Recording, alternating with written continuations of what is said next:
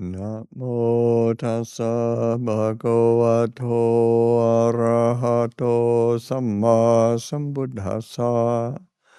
Namo tassa bhagavato arahato samma sambuddhassa. Namo tassa bhagavato arahato samma sambuddhassa. Buddhang Dhammang Sanghang Namasami.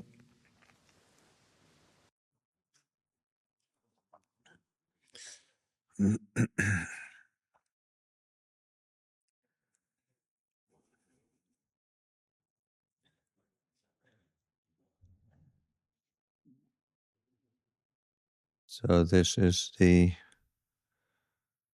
Kalyāṇa day, full moon in October, and the ending of the 3-month rains retreat.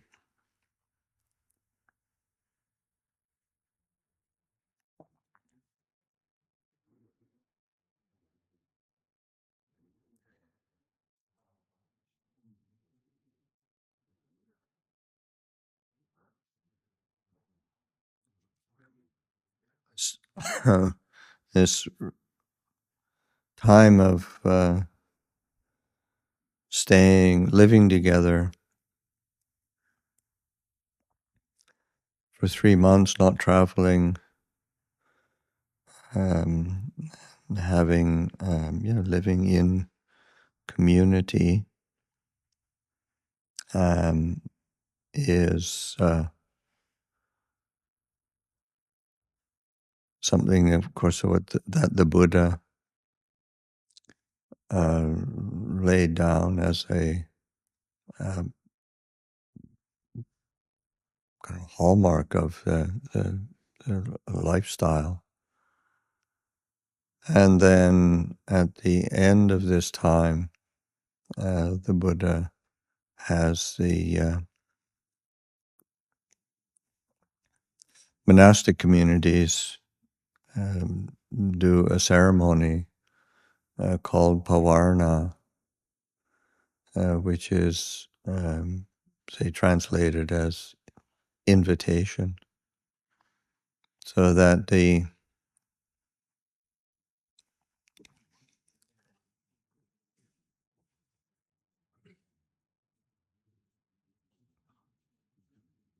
from the most senior members to the most junior members, there's giving the invitation for admonition.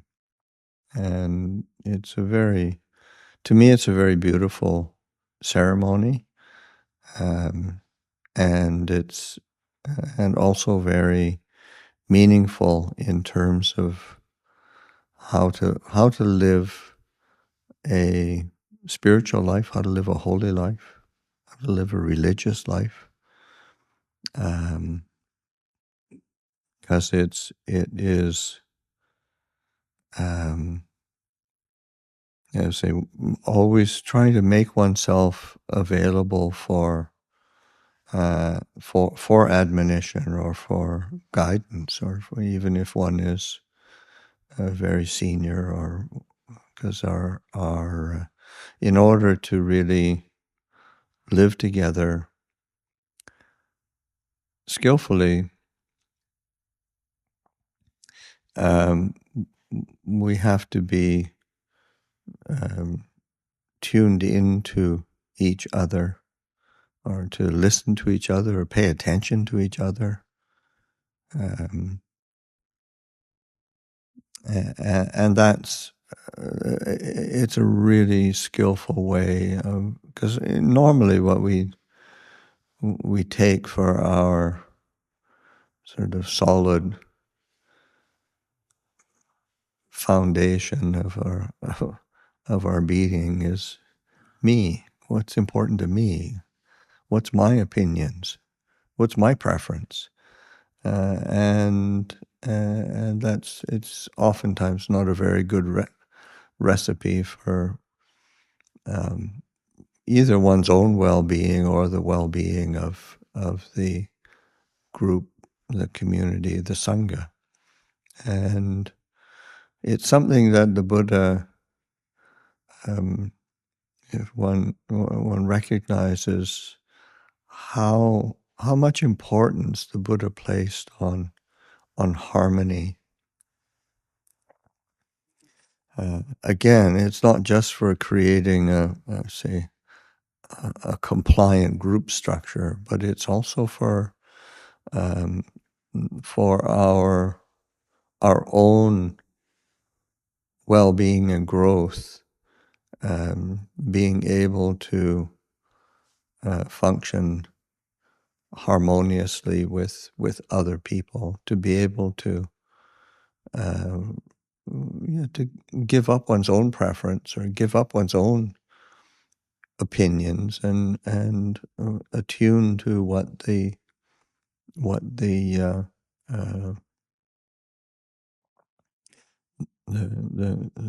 needs of the communal needs are.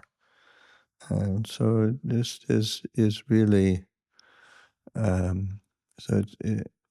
throughout the teachings, the Buddha places great importance on this, and of course to me the Pavarna ceremony is a very much a tool, both a symbol and a tool to help to foster that growth by promoting communal harmony. And that the ceremony itself is it's quite simple. Each person, from the most senior down to the most junior, makes the statement or request to the group, to the Sangha. Venerable Sirs, I invite admonition from the Sangha. According to what has been seen, heard, or suspected, may the Venerable Ones instruct me out of compassion. Seeing it, I shall make amends. And just that willingness to set aside one's own, oftentimes misguided confidence in oneself, or one's feeling of, because sometimes we can feel very secure when we don't get any outside admonishment, or don't get called on our insensitivities or our even our misguided attempts at trying to be skillful. Where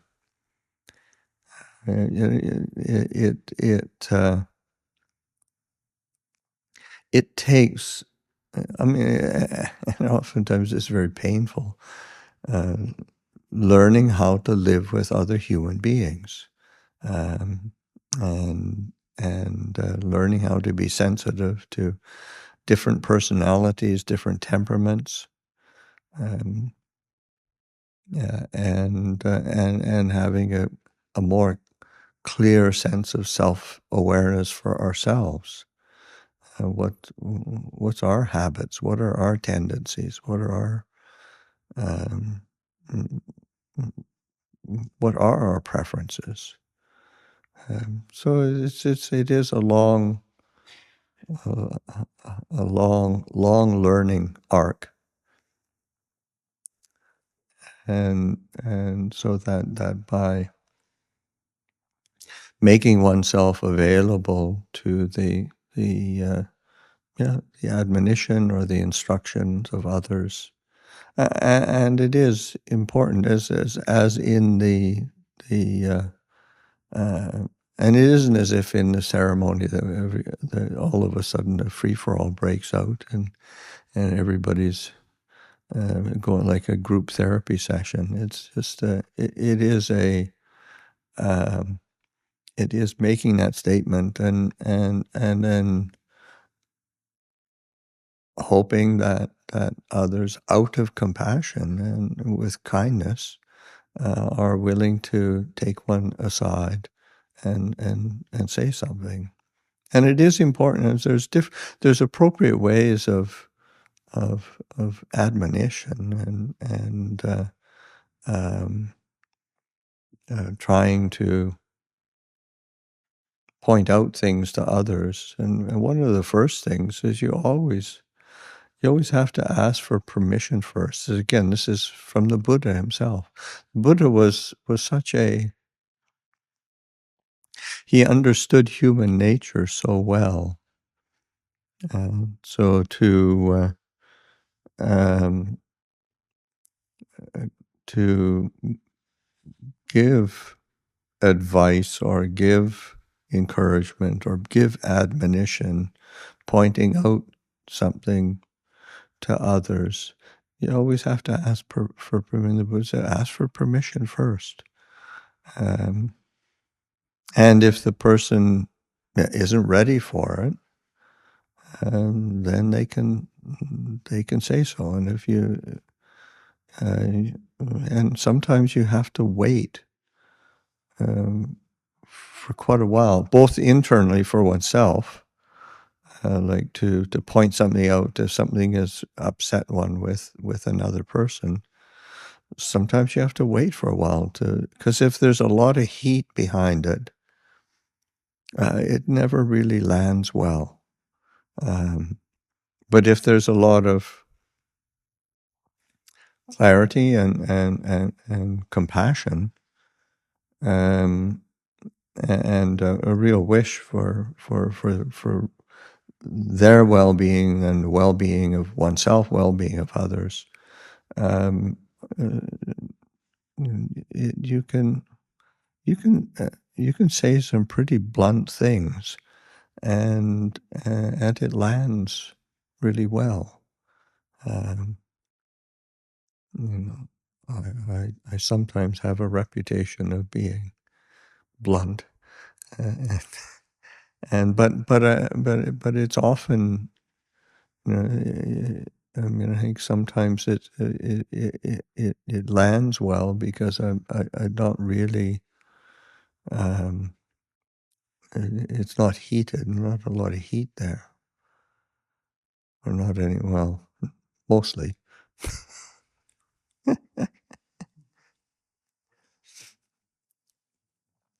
But and it's something that it's, in terms of training, really paying attention to what is right speech, because as human beings we have that's one of our say one of the great gifts we have is being able to communicate, and but it's a skill that we have to really develop and cultivate, so that and the Buddha points to the what is appropriate speech, or what is skillful speech, and one, it's factual and it's true. And so, I mean, so right out of the gate, I mean, you can't be making stuff up, or just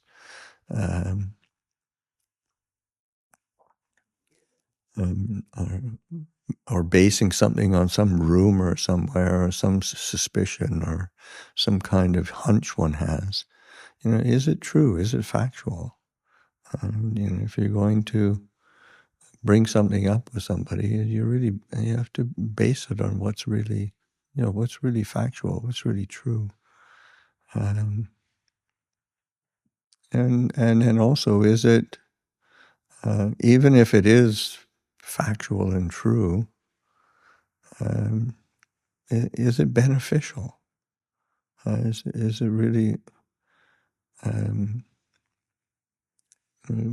Is this for their benefit and their well-being? Say of that person, benefit and well-being of others. It's it because if it's not really beneficial or useful, there's not much point either. And also, how is one saying it? Is one saying it in an agreeable manner, a pleasing manner? Does one have loving kindness and compassion behind it? So that these different factors are in order for speech to land really well, and to be effective. Factual and true, beneficial, useful, spoken with care and concern, and spoken in a pleasing manner with loving kindness. And even if one does all of that, but it's the timing is off, bad timing, it still doesn't land, still doesn't. It's like Ajahn Chah always used to say, if you have to bring something up with one of your fellow monks, if you've got something to admonish them about, don't do it before the meal. It's just this is something really simple. This is bad timing. You're hungry and you're not really. You're kind of grumpy. So wait until they've eaten, in a good mood, and then bring it up. So pay attention to the timing. It's so often just we get fired up because something is true and right, and we get on our righteous horse, and this is really going to be a benefit. But the timing's off, and so it takes real wisdom. So it takes a lot of patience to speak properly. It takes a lot of patience, takes a lot of wisdom, and to be one who is able to fulfill right speech. And so so this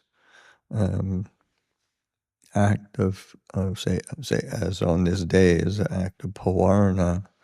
The invitation is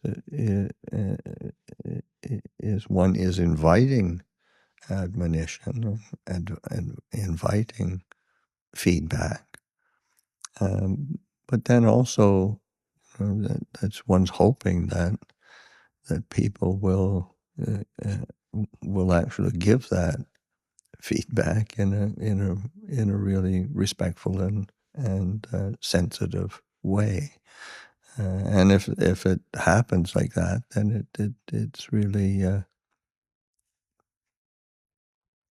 it's really for what's growth and development, maturing as a human being and as a samana.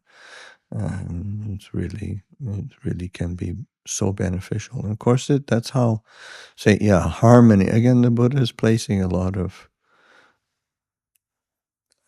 emphasis on the creation of harmony in the Sangha. Because that is certainly, say, the Pavarna, the end of the rains retreat, the Katina ceremony itself, which we'll be beginning to prepare for, and will be taking place in, I don't know, not quite 2 weeks. And that's another way, the tool that the Buddha used in helping to create harmony, because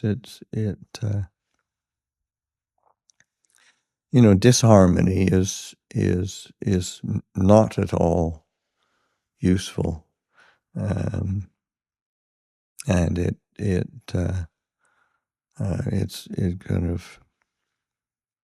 undermines kind of energy and interest in the Dhamma. If there's disharmony around one in the Sangha, it's difficult to practice, and things can go really.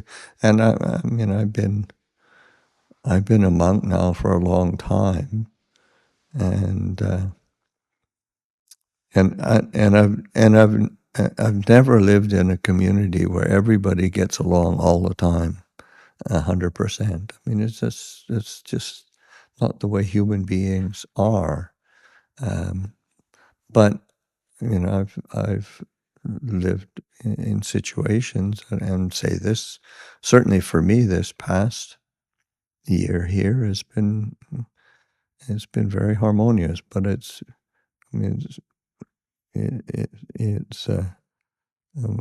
part of that is also because I don't live in close contact with you all, being a senior as I am, and everybody sort of leaves me alone. So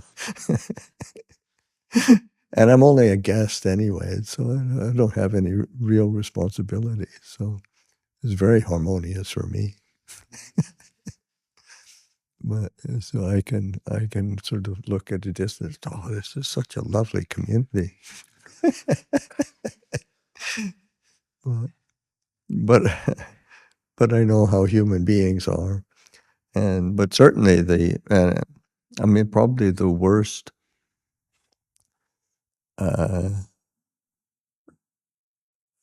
community that I heard of was in I was a branch monastery at Wat Pah Pong, and it was years ago. I was still a fairly young, I think I was a Majima monk at the time. Yeah, one of the monks took an axe to another monk. That was bad. That was not harmonious.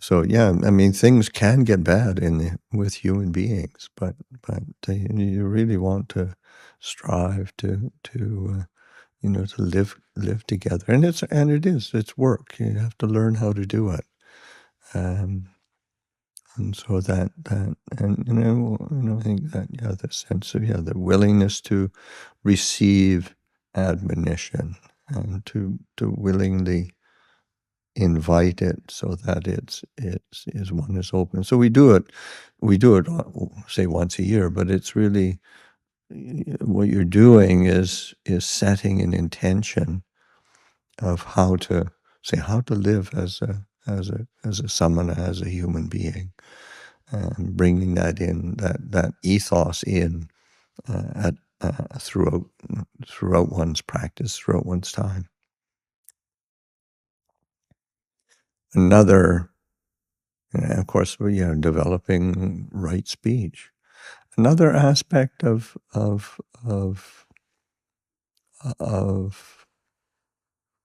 say practice and training is to really learning how to cultivate being a good spiritual friend.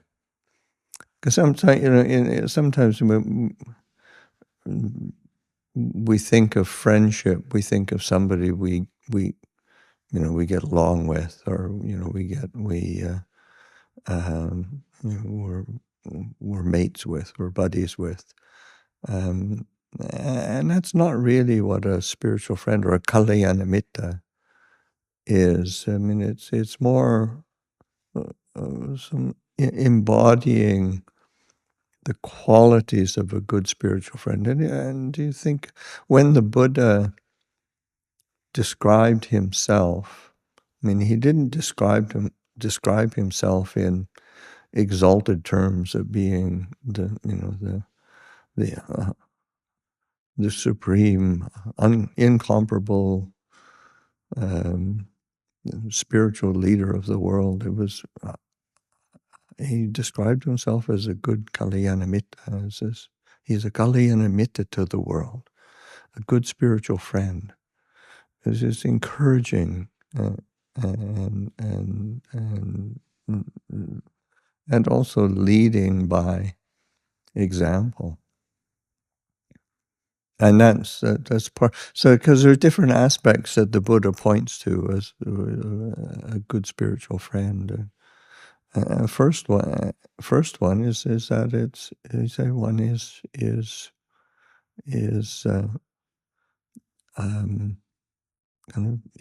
kind of agreeable or likable. Bio is kind of lovable, not irascible and miserable all the time.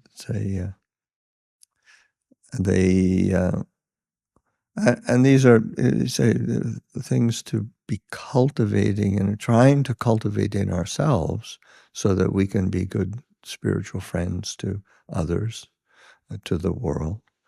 But then also looking at who is a good spiritual friend, because sometimes, certainly in terms of the Sangha,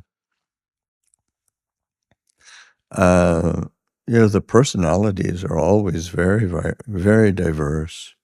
You end up living with people you'd never thought you'd meet in your life, or be associated with so closely. But then over time, you really start to respect people for their own individual qualities, and to be good spiritual friends to each other, being that for others is really, it is a real one. It's a way to really rise up to changing oneself, but then also for being able to be a support for oneself and for others. So just this sense of being agreeable, being likable, lovable, having qualities that are they're venerated or respectable. So this is really worthy of respect. So I'm being honorable in how one conducts oneself. A lot of that, you think just in terms of when we do the recitation of the qualities of Sangha, Uchupatipanno, it's practicing straight, but being this is really, it's worthy of honor and respect when one is a straight person. It's not kind of devious or crooked in different ways, and just being very, very honest and straight, and being open. It's something that is really worthy of of being a good spiritual friend, trustworthy in that way, and that's. Because sometimes you don't necessarily have to like somebody, but you can always trust them to be doing the right thing. That's a beautiful quality.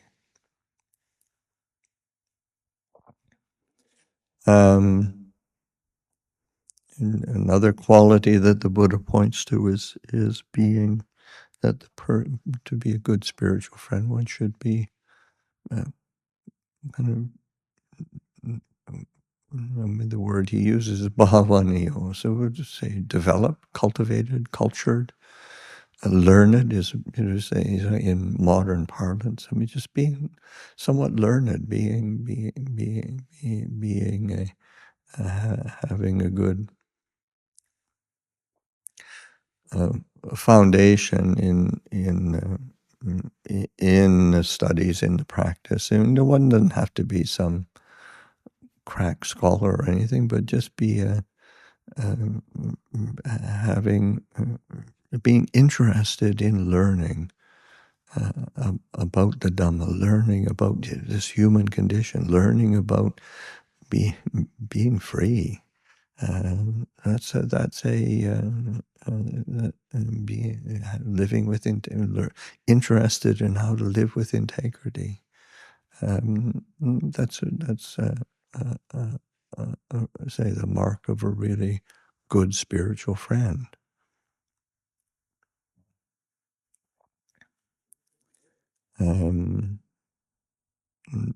Another quality that the Buddha points to is being a good counselor, in the sense of giving good advice, giving straight advice, which is sometimes, it's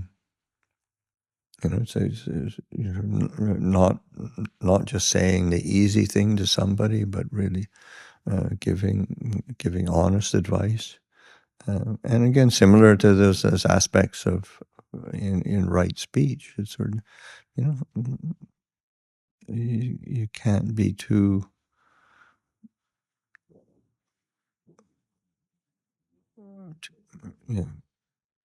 too harsh or too blunt. That's not very. Sometimes it's not useful. But somebody who gives good advice, good counselor, gives good counsel. That's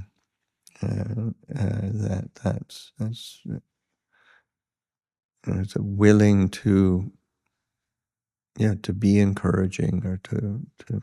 But another aspect of that, or another facet of being a good spiritual, is being a good listener as well.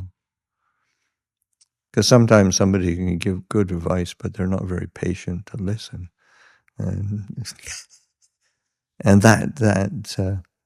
so they're ready to tell you what to do, but they don't want to listen to what's going on, and so that being a good listener. Because sometimes people don't need a whole lot of advice; they just need to be heard, and that's a real skill. That is very beautiful. The mark of a good spiritual friend, somebody who when you speak to them, you feel that you've been heard, and so then and similarly, that takes, in terms of our own cultivation and development, it takes a lot of patience and wisdom, and to be able to listen to people, to hear them. That's quite. It's a real art.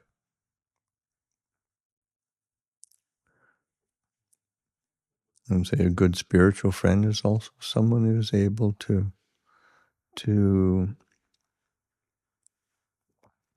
deal with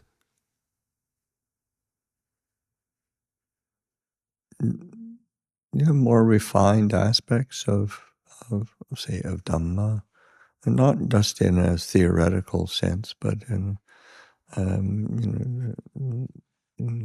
being able to speak from experience about the more refined aspects of the mind, whether it's in terms of sila, samadhi, panya, but it's not just superficial, or it's not just book learning. It's not just ideas and philosophy, but I say an experiential speaking from about and from experiential seeing of the path. And so that way, that guidance or that example as well penetrates more.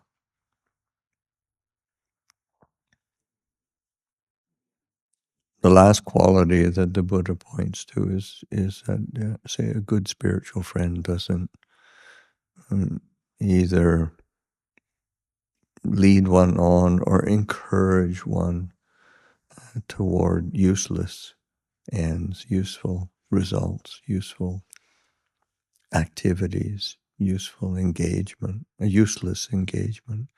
It's not or fruit not sort of supporting one in fruitless endeavors.